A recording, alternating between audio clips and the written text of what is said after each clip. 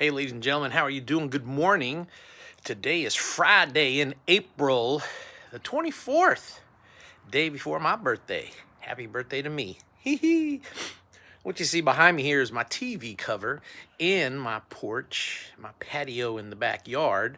I'm getting ready to remove that and open up the backyard for some sit-down time, conversation time, and what I want to do today for you folks,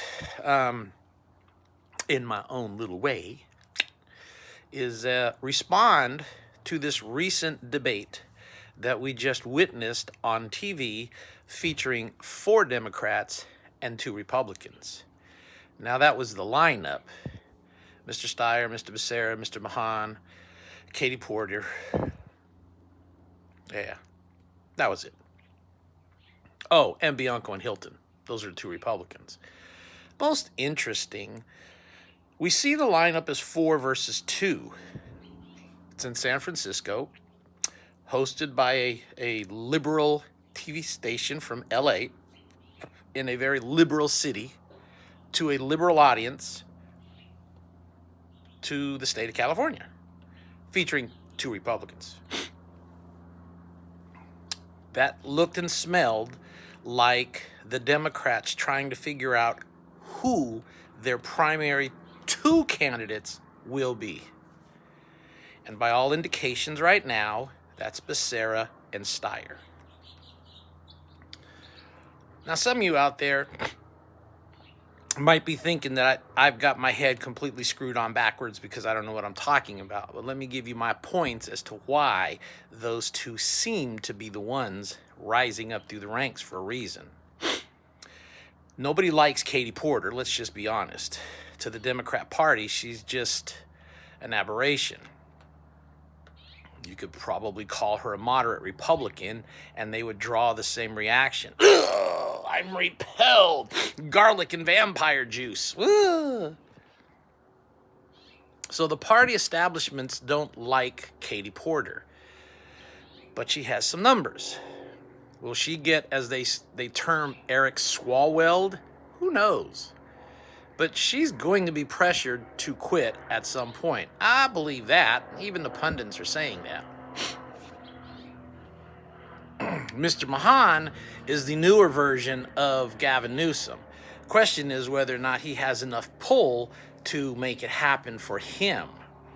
They're trying, though. You got to give them credit. They're pushing his little buttons, and he's doing his little showcase, and song and dance, and San Jose this and San Jose that.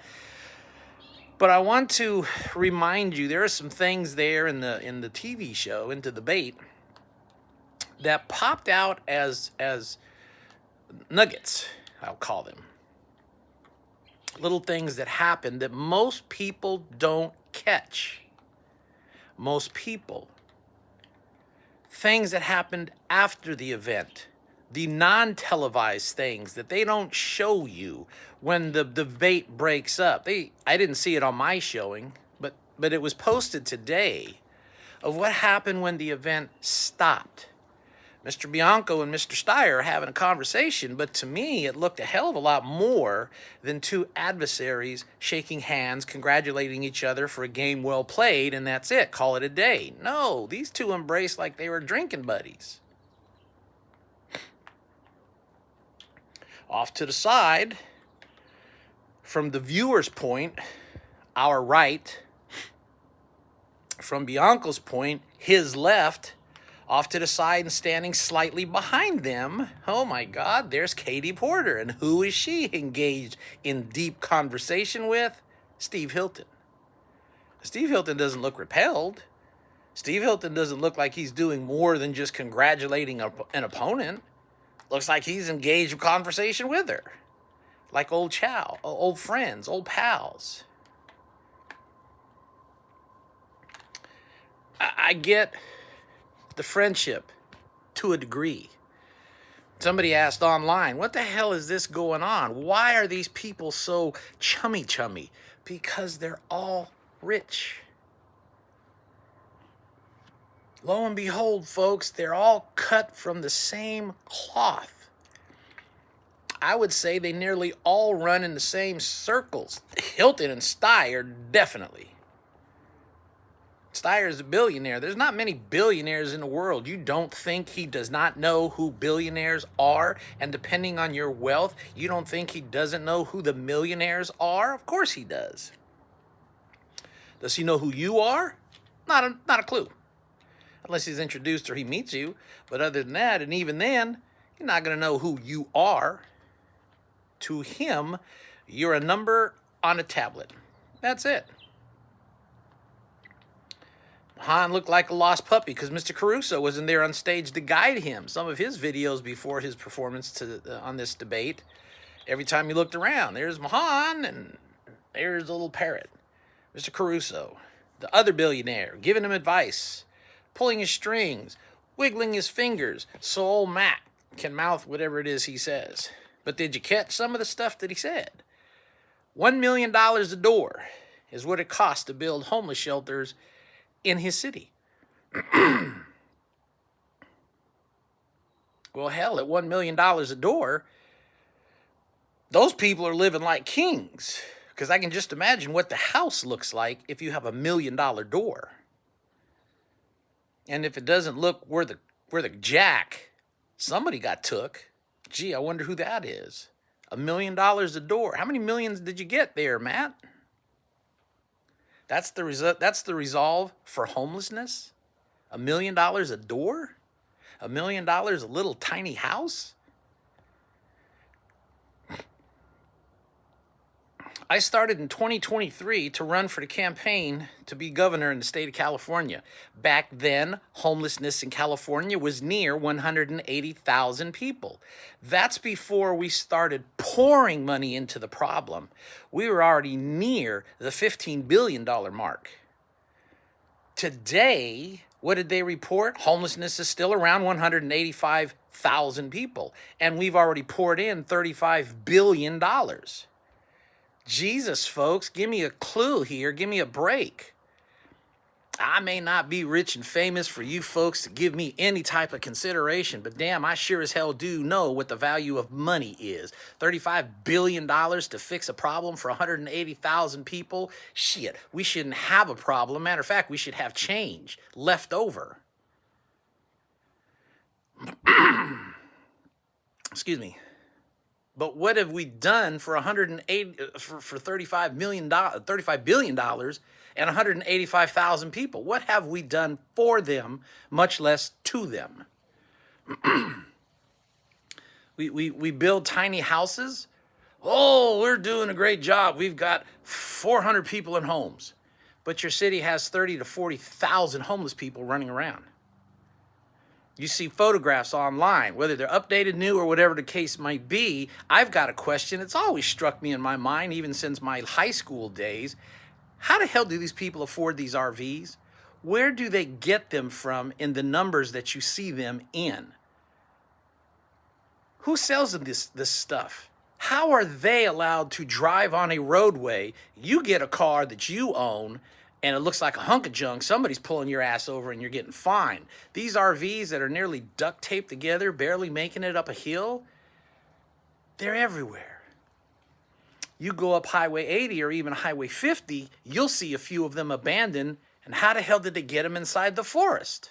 No road, there's no access point, but yet there they are.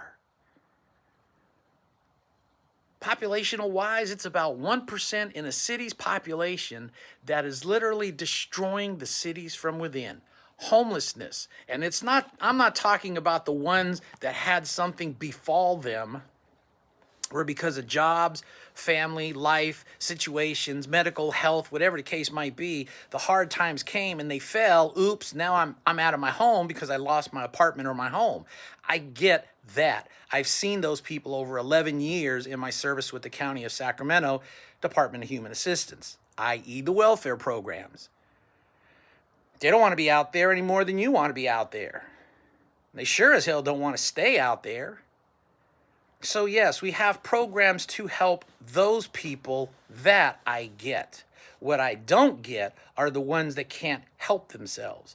The mentally incapacitates, the ones that are strung out on drugs, the ones that are strung out on alcohol, the ones that if you offer them help and you offer them food, because that's what their sign says, They look at you like an idiot because they wanted cash, not your food. Oh, they might take the food, but sometimes they get a little indignant because you didn't give them money. You see them on the road, you see them on the highway, you see them in the mediums, you see them everywhere. God help you if you hit one for their mistake of jumping in front of your car suddenly or erratically, because you'll be charged, not them. They may or may not live. And if they do, they're going to get rich off your happy ass. Homelessness is a problem. But $1 million a door is not how we're going to resolve it. Forcing communities to build low-income housing, quote-unquote low-income, hell, the homeless people sure as hell can't afford that. And even if you put them into tiny homes or little bitty homes or small apartments or refurbished hotels or motels, ladies and gentlemen, riddle me this. How the hell are they going to stay in an environment that they've never been in before? Do they pay bills? No, the bills are paid for them. Do they pay rent? No, the rent's taken from whatever funding they may or may not get, or it's paid for them. There's no responsibility there because they're not responsible. But yet we're pouring money out to resolve that problem. Way more than what we're getting for. You know that old saying, more bang for the buck? We're not even getting a bang. We're spending bucks. But there's no noise whatsoever. Hell, I get more cricket sounds in my backyard than we've gotten for the $35 billion we've poured into this problem. Go back into the 70s or the 80s. Bring up George Carlin and what he talked about when he said the homeless industry. Not a direct quote, but this is close enough. We have a war on drugs. We have a war on poverty. We have a war on this. We have a war on this, a war on crime. But we don't have a war on homeless. And when they figure out how to get money out of that, you'll have your war on homelessness. That was almost 40 years ago that man spoke. George Carlin was a funny mofo. But he was dead on with this topic.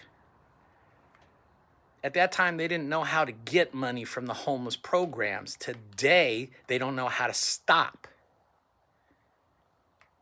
$35 billion and climbing, ladies and gentlemen, not ending, climbing. Theoretically, there should be no more money earmarked for homeless situations. You've gotten your $35 billion. What are the results from it?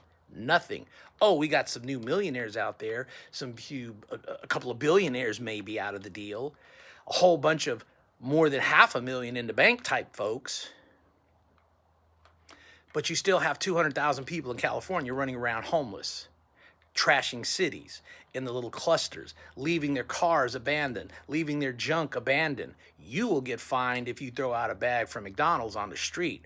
They can leave an entire car or mountain behind them. And, well, you know, it's just homeless people. They're crazy. They're drunk. They're on drugs. They don't know any better. That's the pass. A long time ago, I heard that they put out a college course on how to beg for money, and you were failing if you couldn't rack $100 a day? Panhandling? That was a college course?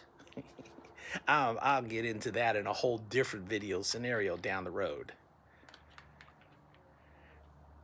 So Mahan made that comment, and it sailed right on past.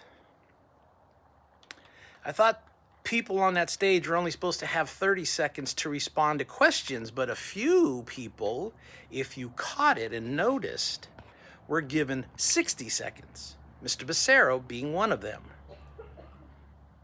I'm not a Chad Bianco fan, but even he got screwed.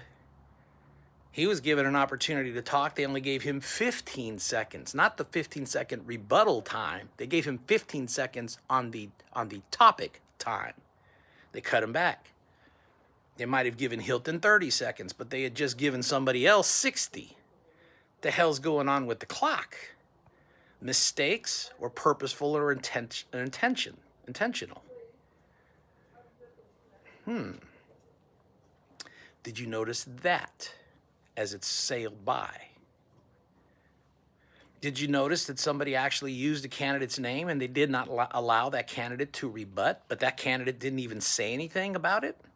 Nope, sailed by. Was it me, or was it it's just me because I'm that anal retentive, that Katie Porter from here on up looked dark, but from here on down looked pale white? Was that the makeup job? Vitiligo? Does she have a skin problem? Was that just me that noticed it?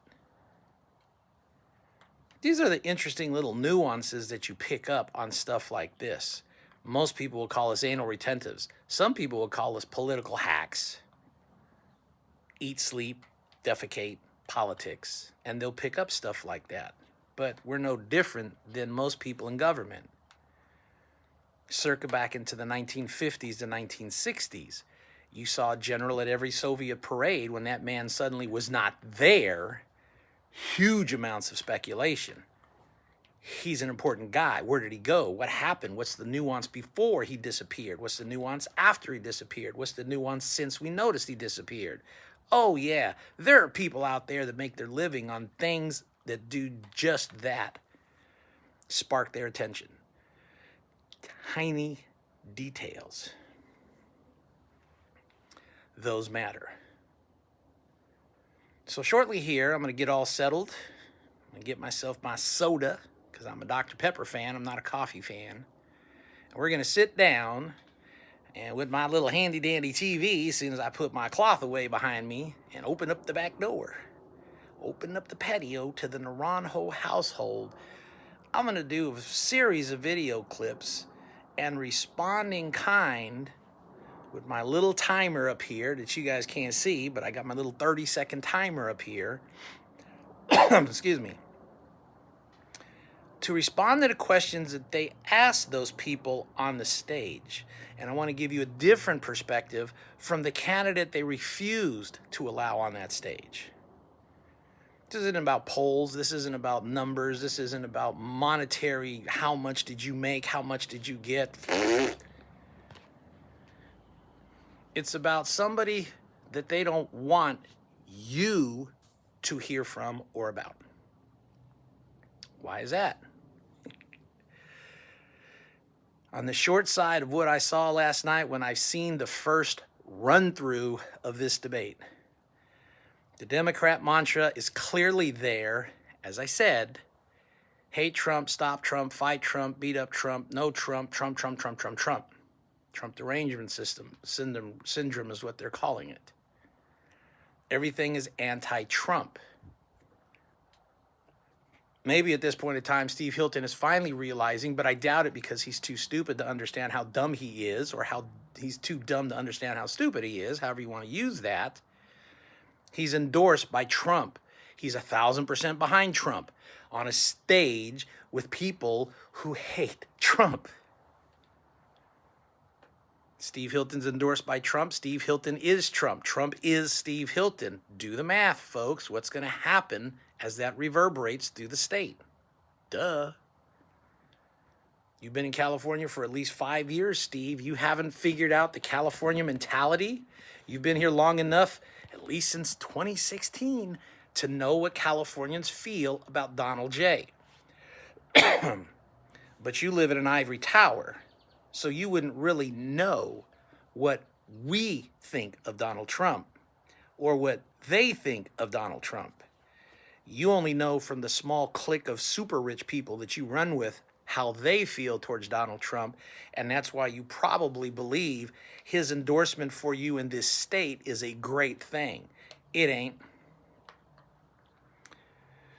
You didn't really explain much of anything except your golden shower ticket platform.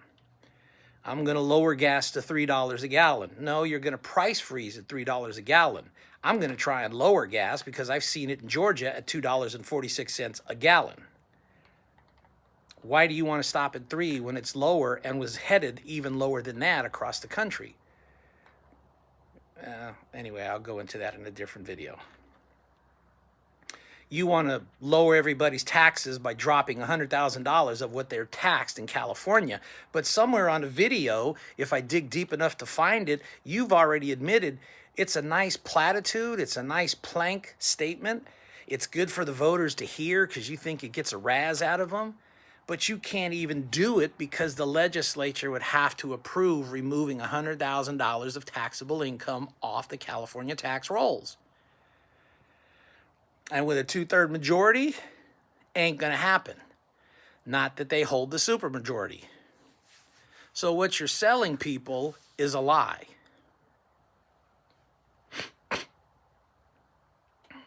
I'm pro-life. No, you're pro-choice. You've already been caught on a video statement back in circa 2022 to 2024 stating pretty much this, that you feel like a minority in a majority voting bloc, 57% of the people want abortion and you're one of them, but you expound that you're pro-life.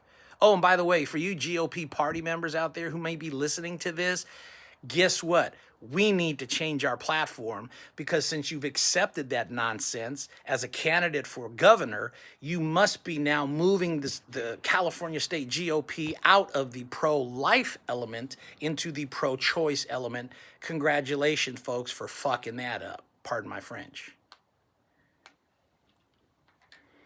Chad Bianco. Woo, what can you say about old Chad? He's just too much fun. That's the easiest person to destroy in a campaign debate.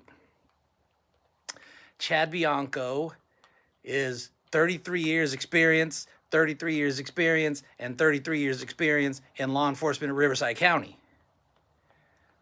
Some of you folks out there are military and will probably understand this. Homesteading. What did that mean for a military person when they were assigned to a base and they homesteaded? I had 2 NCOs in Berlin that somehow at the near 20-year mark in their career, 16, 17 years worth of time, they were in Fort Bragg, North Carolina, their whole military career. The first and only duty station until they got to Berlin, Germany. What did they know about Fort Bragg? Tons. What did they know about life outside of Fort Bragg? Not a damn thing. What does Sheriff Bianco know about being a sheriff in Riverside County? Probably a lot. What does he know about being outside of Riverside County? Not a damn thing. That's why the little gentleman there that I call a coward with a badge won't debate a 36-year veteran who's been around, and it wasn't in just one place. He's been around the world a little bit more than Sheriff Chad Bianco.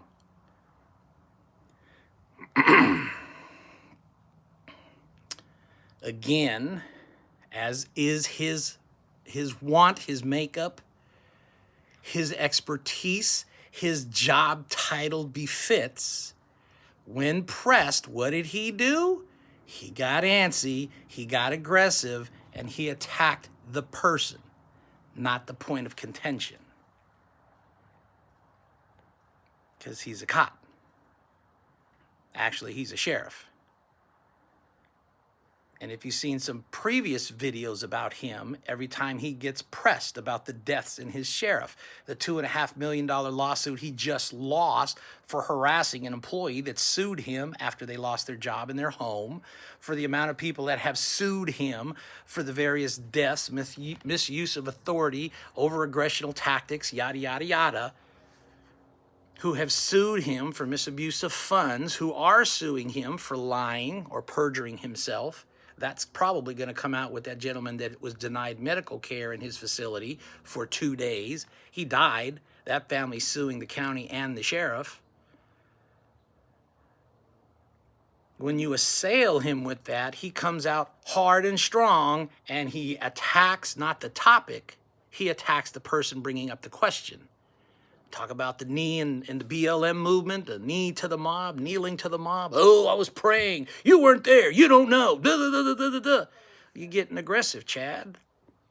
And that's how they're going to take you off your feet if you were ever to make it into the general, which I still don't think you will. Another point of contention, but I'll bring it up this way. Little tidbit polls are coming out about Sheriff Bianco, 55% favorability. Ooh, he was doing good in the debate. Well, when you lower the bar of the standards from way up here to way down here, almost my hand's out of the screen. There we go. Bring it down to here. You don't have to do much to look impressive.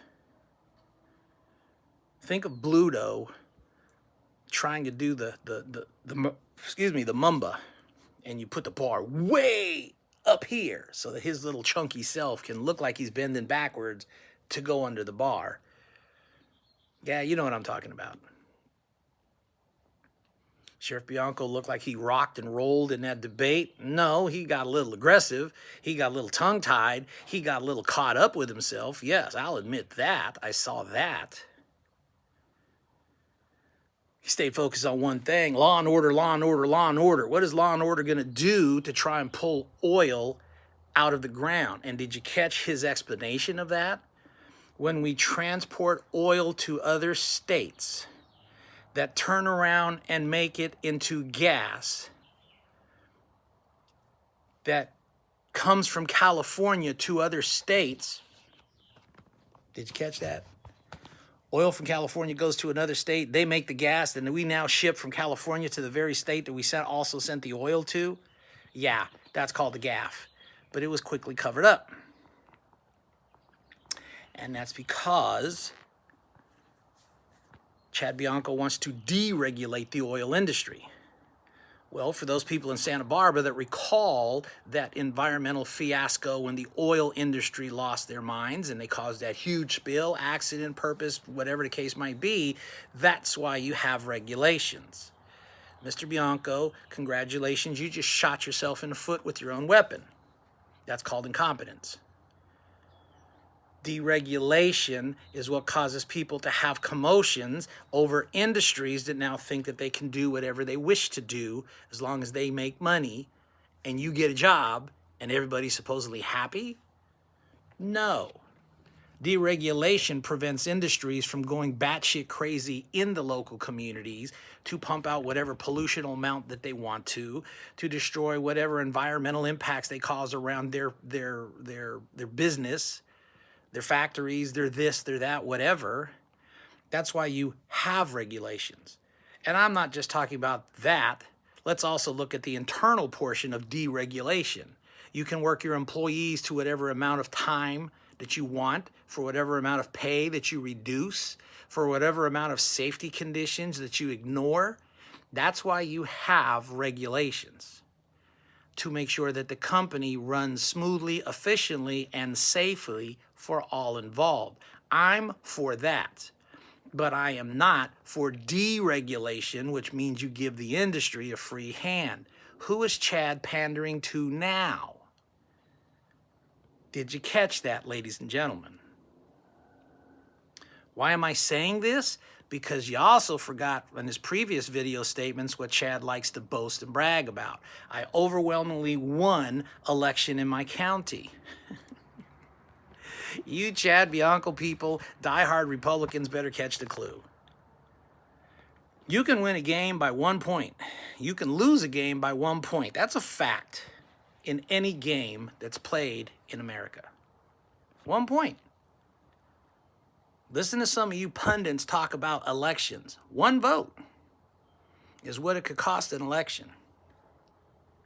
Now, every time I run into the arrogant side of the Republican Party, I always like to, I'm going to start reminding them that phrase. 1 vote can cost you an election. And I want you to remember, while I'm a candidate for governor, I'm also a voter in this state. 1 vote can cost you an election, and you're pissing the one you need off. You're looking at me with disdain and blowing me off. You're looking at me as if I should be lucky to breathe the air you breathe because you think you're holier than thou. And I want you to remember, generally, for every 1 person you run across, there's 10 more just like him somewhere else. So I've said this at a few campaign stumps. You look at me and you think, who are you? You're a nobody. Really? Some of you out there in the crowd must not understand where you fit in the greater scheme of life. Because that's how people look at you as well. Nobodies. We are the nobodies in the state.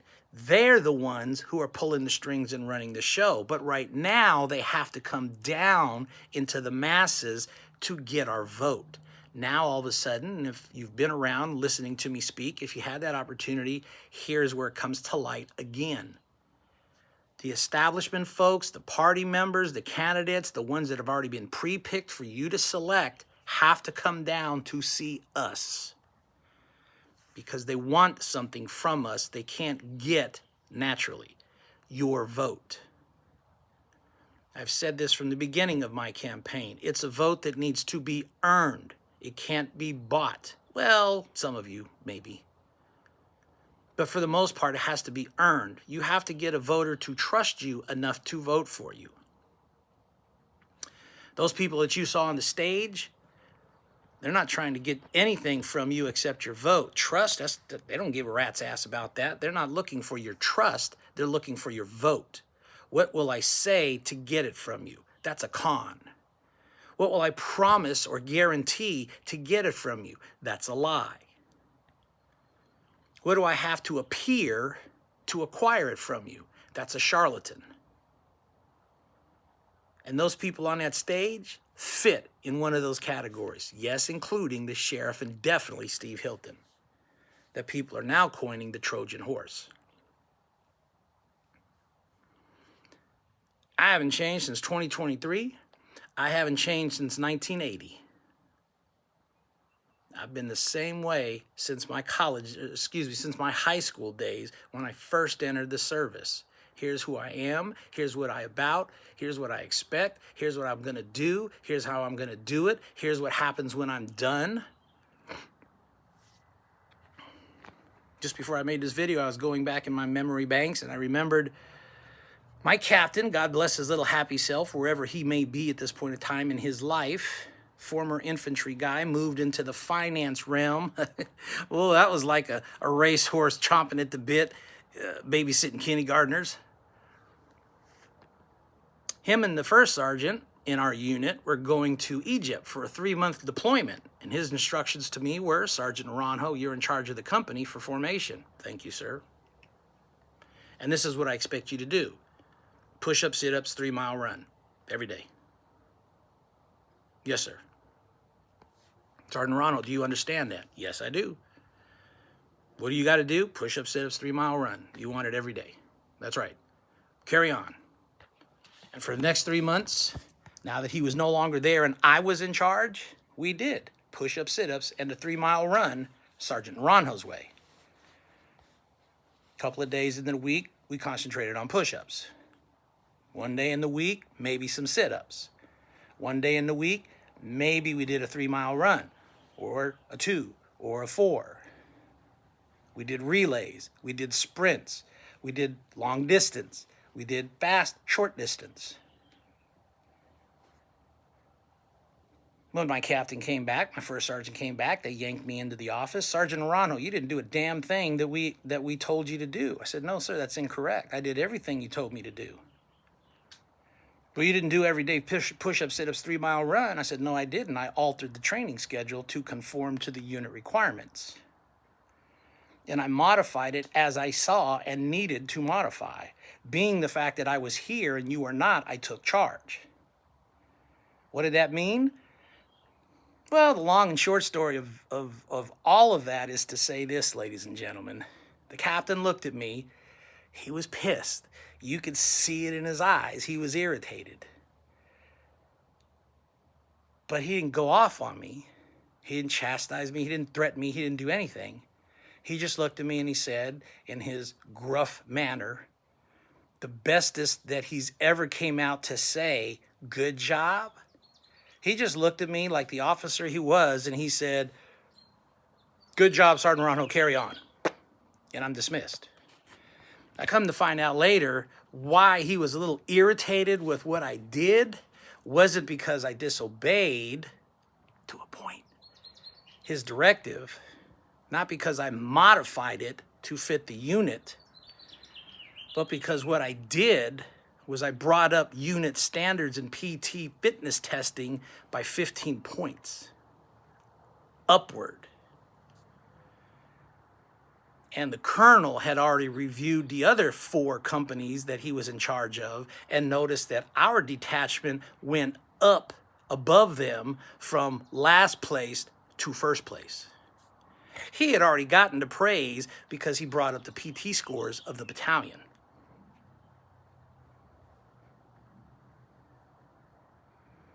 Was he pissed at me? No, he wanted to find out what I did without asking.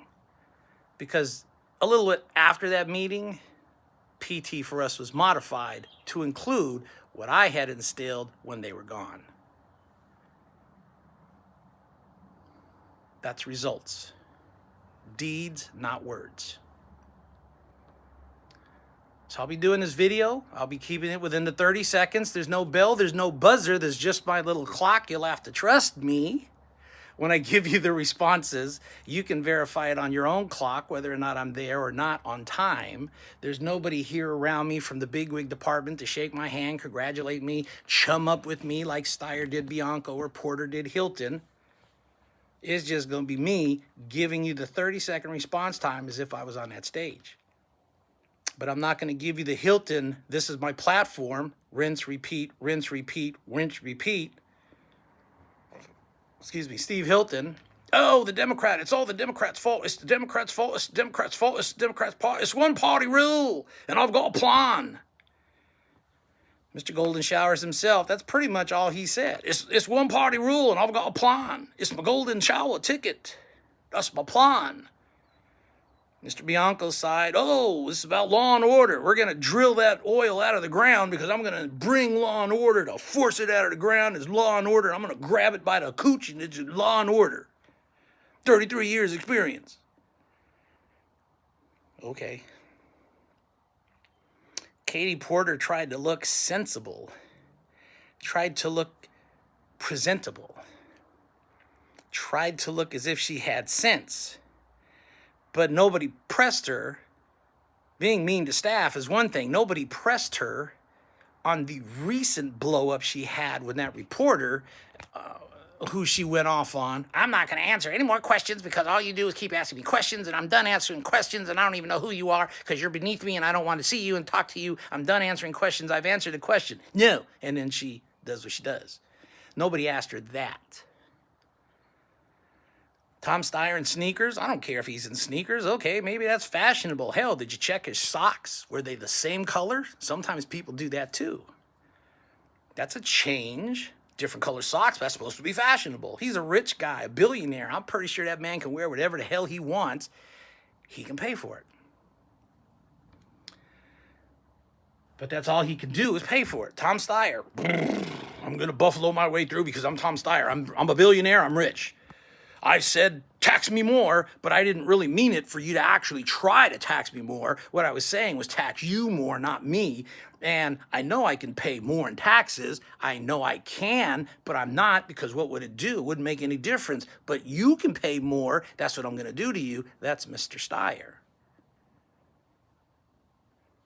Don't tax me, tax the hell out of you. That's why he's a billionaire.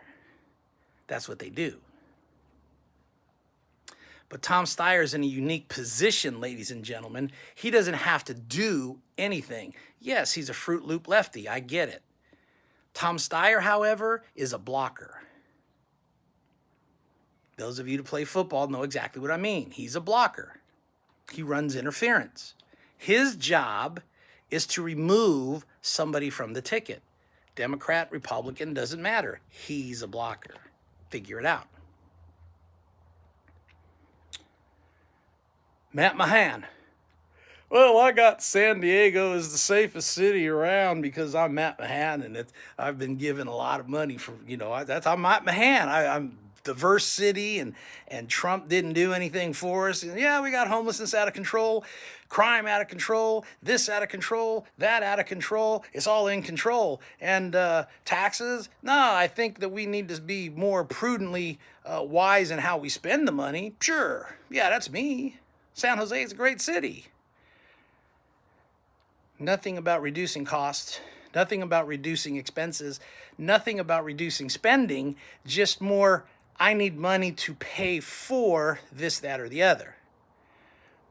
But no responsibility on how it's spent. $1 million doors for homeless people? Jesus, Matt, what are you doing over there? And you still won't give me that courtesy that you extended to Hilton to see your tiny home as a candidate. What the hell's up with that?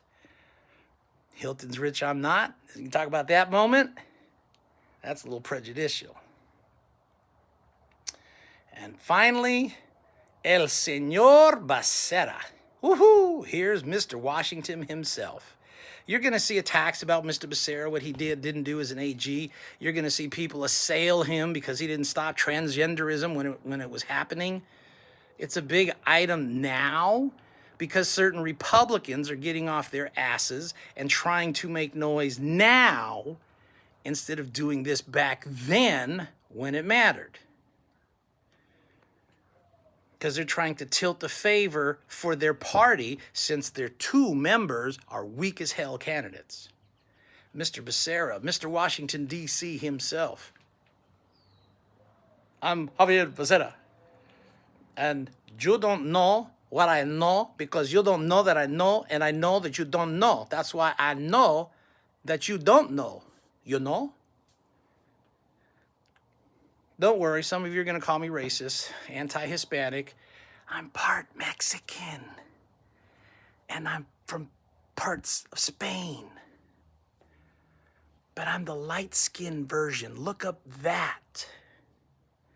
The light-skinned rich people in Spain, they're the landowners. The ones that aren't so rich, they're the land workers. Pan it out, folks. We're going to protect folks who drive. And it is not incumbent upon the highway patrol to give tests like that because they messed up and they shouldn't be given tests like that. And that officer has some explaining to do. Wow. Well, that's interesting. Notice what he said. The officer has some explaining to do. Let me put this out for the call to the CHP, the California Highway Patrol, to the Union of the California Highway Patrol, to the members of the California Highway Patrol, to the supervisors, lieutenants, and captains of the California Highway Patrol. Whatever that officer was doing was his job. Where did those instructions come from? His superiors. Mr. Beccera didn't say anything on that. First thing he does to try and resolve the problem is he goes after one guy, the worker. California Highway Patrol falls under the purveyance of the governor, kind of like the state police. My aim for that problem is to go to Washington, sit down with Mr. Duffy. Oh, that's my buddy, Mr. Duffy. I've known him for at least 25 minutes. Yes, we're good friends. Go speak with Mr. Duffy, have the cordial conversation, and then have the shut the door and let us really talk type of conversation. What the F do you want? How do you want it? Stop giving me games and give me directions with concise points that I need to follow as a governor in a state. That's the first thing we need to do in California.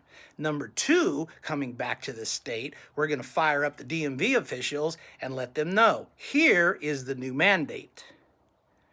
Make it happen. For those who have been doing opposite, bye-bye. We're going to start to clean that up in a different topic. For the CHP, if you see people that are violating the law, I don't care what color they are, black, white, pink, purple, Punjabi, Arab, Israeli, Muslim, Russian, Ukrainian, it doesn't matter. If the driver is driving unsafe, yank them. If you think the truck driver is driving unsafely, yank them. Pull them over to the side of the road. Do what it is you do.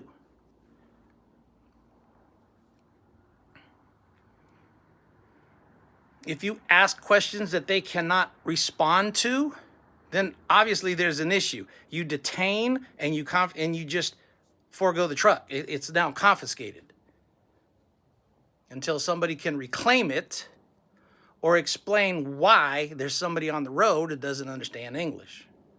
It's that simple. Is that going to cost people some of their jobs? We're going to clean that mess up too. I've tried to reach out to the Punjabi trucking industry. Yes, they have a Punjabi trucking industry. It's a union. Funny ass name, but they got one.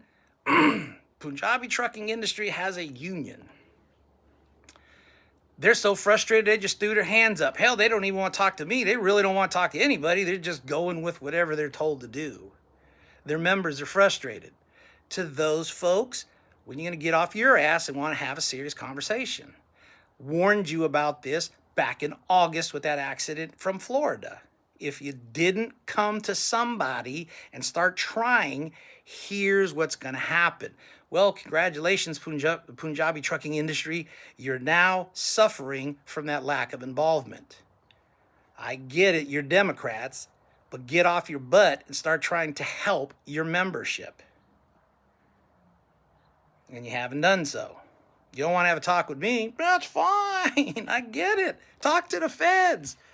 Talk to the state. They're doing a great job listening to you, aren't you? Your members are getting yanked. Your trucks are getting confiscated. Your goodies, oh, hell, I don't know what's happening with those. You don't hear too much about that story. What's happening with the trailer contents? No idea. Could be food spoiled. Could be stuff lingering. Could be important items that need to get from point A to point B. We don't know. But what we do know is they're going through all the trucker drivers' licenses to make sure that these people are okay and qualified to drive, not only in California highways, but in the country's highways. Deeds, not words.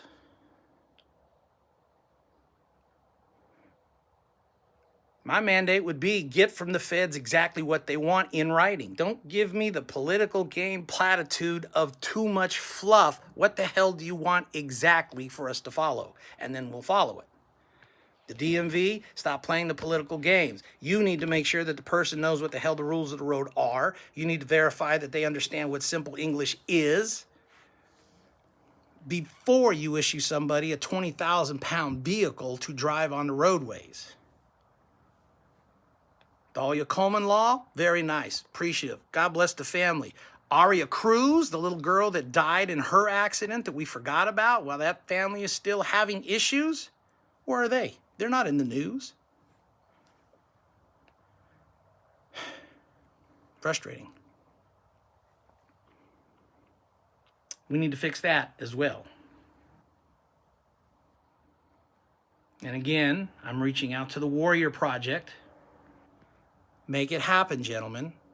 I've put a post out about that. Just the last couple of days, let the family know I was going to post about them and highlight their family plight and the report that they made on the very same topic that I contacted them about when it happened within days. Steve Hilton brings out Dahlia Coleman. Oh, yeah, I spoke to the family. Yeah, well, so did I, Mr. Hilton.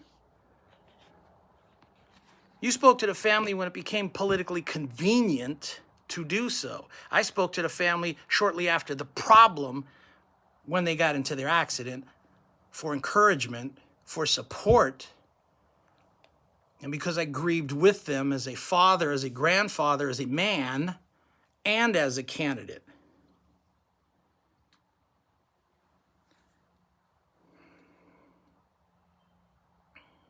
The difference between the bullshit and the ones who care is vast. And you pro BS candidate supporters, I get it. Some of you are bought and paid for, I get that too. But you've hamstrung the state with your blindsided 1,000% stand behind this guy because he's the guy and that's the guy and we know he's the guy and he's better than that guy, not this guy. And they have more crap in their baggage department than the cow pasture near me or on any other farmer's field up and down Highway 99 or Interstate 5. Ooh, and there's a couple of them that smell really bad from all that, but that's another subject. So here we are, here I am. We're going to do the breakdown of this video in a few moments, get it together. My name is Leo Naranjo IV. Viva Naranjo. Leo Naranjo, the number 4gov.com. Please look me up, vet it out, ask questions, send them in, get the responses you're looking for, and support a candidate that the other people are afraid of. But you don't have to be. God bless each and every one of you. Have a great afternoon, and I'll kick this off shortly. Bye-bye.